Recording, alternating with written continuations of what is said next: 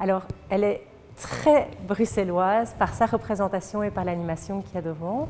Donc on voit représenter la Wollendriestoren, qu'on appelle aussi tour aux laines ou plus tardivement la grosse tour. Cette tour était visible de tous et la plus remarquable de la deuxième enceinte de Bruxelles. C'est la tour qui était la plus haute et une des deux seules tours circulaires. Cette tour était très importante pour garantir la protection de la ville. On avait une vue remarquable qui permettait à la fois d'assurer la défense, mais également de vérifier les risques d'incendie. L'auteur du tableau est un peintre qui s'appelle Gillis van Tilborg, qui est un peintre bruxellois, actif à Bruxelles à partir de 1640.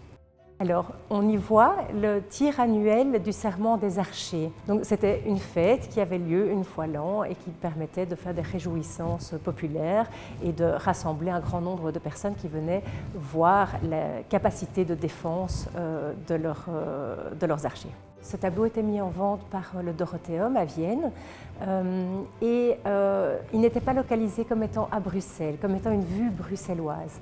Et donc nos alertes n'ont pas attiré notre attention sur la vente de ce tableau. Et c'est grâce à un notaire de Flandre qui nous a écrit en disant « Écoutez, je vois que le Dorotheum met en vente un tableau qui, je pense, est bruxellois ». On ouvre le lien qu'il nous envoie et là, de fait, c'était très clairement bruxellois. Nos visiteurs auront le plaisir de découvrir ce tableau. Pour les Bruxellois, de toute façon, c'est toujours amusant de voir à quel point la ville a changé. Quand on leur dit, ben voilà, là vous êtes presque à la porte de Namur, au bout de la rue aux Laines, c'est toujours surprenant de pouvoir vraiment s'approprier l'évolution de sa propre ville. Cette grosse tour, cette Wollendriestoren, est très bien documentée dans l'histoire de l'art par d'autres artistes de la même période qui nous offrent des vues assez similaires, mais pas peintes, dessinées, comme ce très beau dessin conservé au Musée royal des Beaux-Arts. Pour accroître les collections du musée, nous avons différentes façons de fonctionner. Le plus simple aujourd'hui, grâce à Internet, c'est de pouvoir suivre les différentes et très nombreuses salles de vente potentiellement intéressantes pour nous. Nous avons donc évidemment un système d'alerte qui fonctionne avec des mots-clés comme Bruxelles, qui nous permet, lorsque des salles de vente organisent des ventes importantes, d'avoir une petite alerte qui se met sur l'ordinateur et qui nous dit « Ah, peut-être une œuvre intéressante ». Au milieu du foisonnement de toute cette population, différents petits détails attirent l'œil.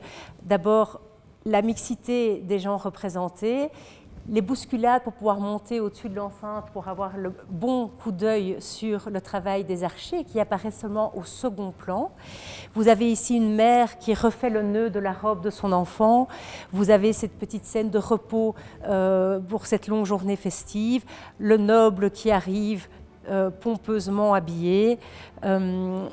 Voilà ce foisonnement de personnages aux couleurs très fraîches et très bien conservées qui permettent d'avoir le regard qui se promène de rouge en rouge, de bleu en bleu et qui met évidemment la part belle à la structure de la ville.